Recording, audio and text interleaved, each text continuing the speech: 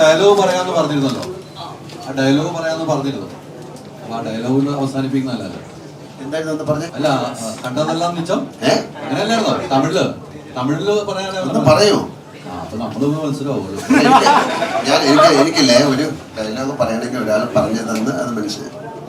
അല്ലല്ല, നിങ്ങൾ കണ്ടതല്ലേ? അല്ല, അങ്ങയുടെ വായിൽ നിന്ന് കേൾക്കാൻ എനിക്കൊരാഗ്രഹം ഒന്ന് പറഞ്ഞു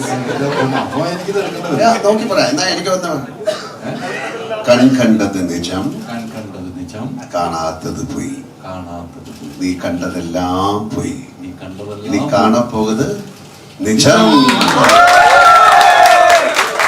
thank you much. Thank you Lalettan. എല്ലാവർക്കും നന്ദി. Thank you so much.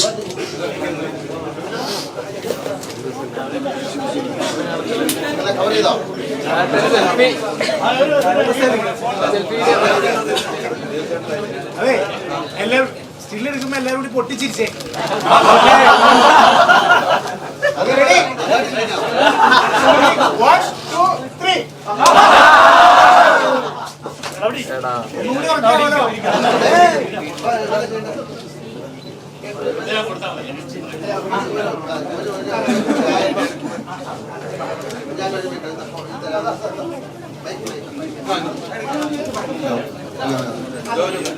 പക്ഷെ എല്ലാവർക്കും പരിചയമുണ്ടോന്ന് എനിക്കറിയില്ല. ഇദ്ദേഹത്തിന്റെ പേര് ചിത്ര കൃഷ്ണൻകുട്ടി.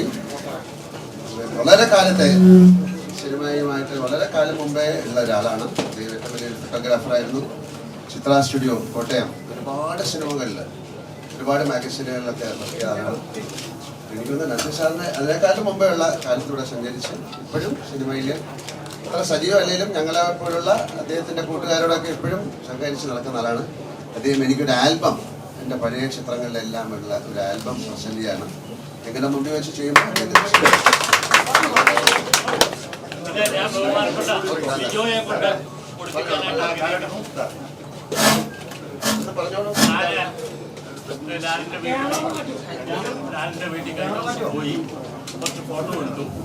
മനസ്സ് വെച്ചാ ചേഞ്ച് ആവാലോ. ഒരു കിച്ചണിൽ വേണ്ട എല്ലാ ലേറ്റസ്റ്റ് അപ്ലയൻസസുകളുടെ വൈഡ് റേഞ്ചും മൈജി ഫ്യൂച്ചർ സ്റ്റോറുകളിൽ മാത്രം.